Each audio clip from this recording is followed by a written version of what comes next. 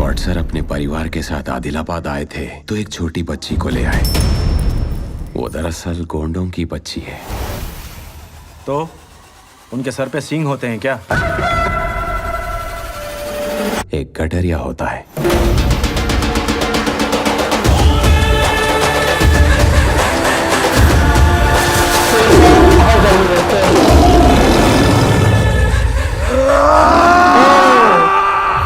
शेर को पकड़ने के लिए शिकारी चाहिए।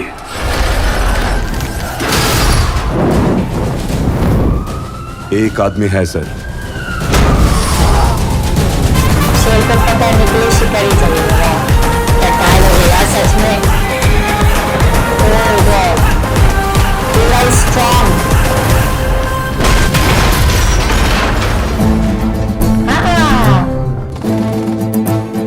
खूब सुंदर दृश्य ছিল একসাথে। चांद से भी प्यारी तुम्हारी दोस्ती तो हमेशा होगी। खुशी खुशी कुर्बान हो जाऊंगा।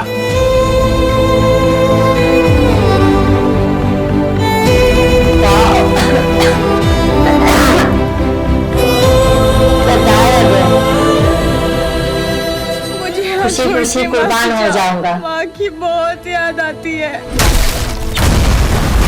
ब्रिटिश गवर्नमेंट से बगावत करने के जुर्म में तुम्हें अरेस्ट करता हूँ।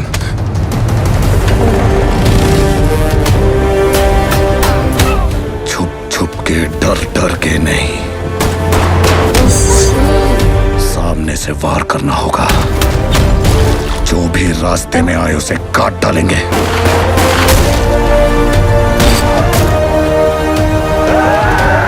बहुत खतरा है। আসলে সবাইকে একদম ফিনিশ করে দিতেছে। खुशी खुशी खवा दूंगा चाचा।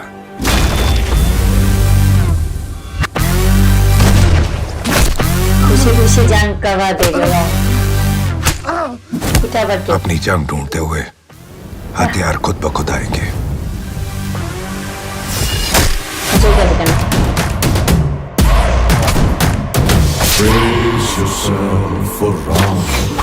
পুরাই অন্য রূপে এসেছে দুজন।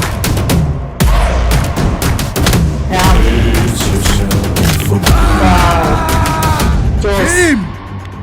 इन तुच्छे राक्षसों को छोड़ महासुर का संहार करना है।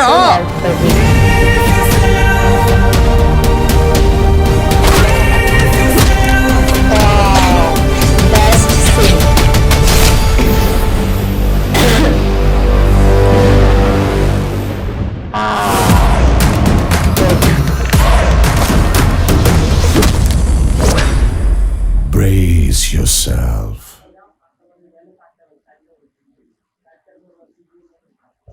25শে মার্চ 2022 সালে এটি থিয়েটারে চলে আসবে।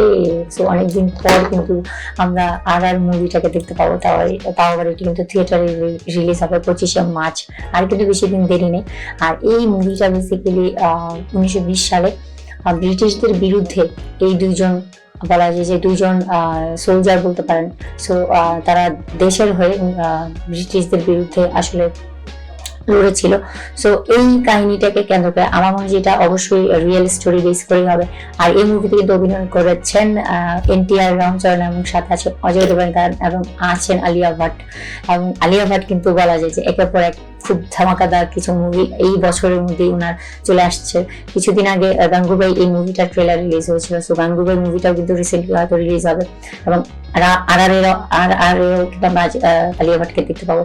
আর অজয় দেবগনেরও কিছুদিন আগে মুভি অনেকগুলো রিলিজ হয়েছে। এনটিআর, রামচরণ, বলা যায় যে এনটিআর রামচরণের এখানে ক্যারেক্টারটা খুবই জোস।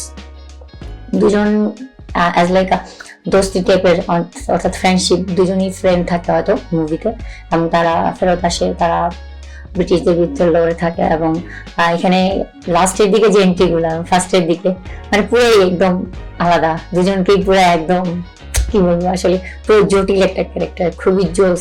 মানে প্রত্যেকটা অ্যাকশন সিন গুলো ভালোই লাগতেছিল এবং একটা পর একটা এক্সাইটমেন্ট কাজ করবে আপনার সিনগুলো দেখার পর যে মুভিটার মানে আসলে এত সুন্দর করে সাজানো হয়েছে মুভিটা। আর বেসিক্যালি এই মুভিটা কিন্তু পরিচালক হচ্ছেন রাজামৌলি।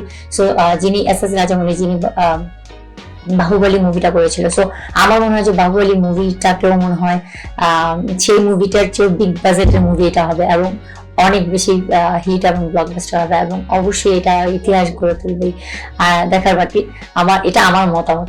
সো ভালোই লাগলো আমার এই অ্যাকশন টাইপের মুভি ট্রেলার দেখে, যেহেতু মুভির নাম হচ্ছে RR। সো আমার মনে হয় যে RR 3টা RR দেওয়ার মানে কি আসলে, একটা দিয়ে রাম আরেকটা দিয়ে রাম না, RR এর মিনিং কি আসলে বুঝতেছি না। তো যাই হোক, RR এর মিনিং যদি আপনারা জানেন তাহলে প্লিজ কমেন্টে জানান। আর এখানের প্রত্যেকটা সিন আসলে জোস ছিল এবং অজয় দেবগনের ক্যারেক্টারটাও ভালো ছিল। এখানে যে গেটআপ আমরা দেখেছি, আমার মনে হয় অজয় দেবগন হয়তো ব্রিটিশের বিরুদ্ধে থাকবে না, সে হয়তো ব্রিটিশদের বিরুদ্ধে মনে হয় না থাকবে, ব্রিটিশদের হতে পারে ব্রিটিশদের পক্ষে হয়তো থাকতে পারে, আর রামচরণ এনটিআর হয়তো ব্রিটিশদের বিরুদ্ধে থাকতে পারে। সো যাই হোক, এখানে খুব সুন্দর একটা ফ্রেন্ডশিপ একটা দেখানো হয়েছে এবং খুব স্ট্রংলি কিছু ডায়লগ আছে। সো যাই হোক, ভালো ছিল। ওভারঅল ট্রেলারটা খুবই সুন্দর এবং এই বছরের বেস্ট মুভি হতে পারে এটা। সো যাই হোক, এই ছিল আমার এশিয়ান ভিডিও। প্লিজ ভিডিওকে ভালো লাগলে লাইক, কমেন্ট, শেয়ার করবেন, সাথে অবশ্যই আমার চ্যানেলকে প্লিজ সাবস্ক্রাইব করবেন। সো আজকের মতো বিদায় নিচ্ছি, দেখা হবে নতুন আরেকটি ভিডিও নিয়ে। সো ততক্ষণ পর্যন্ত বাই বাই, টেক কেয়ার, আল্লাহ হাফিজ।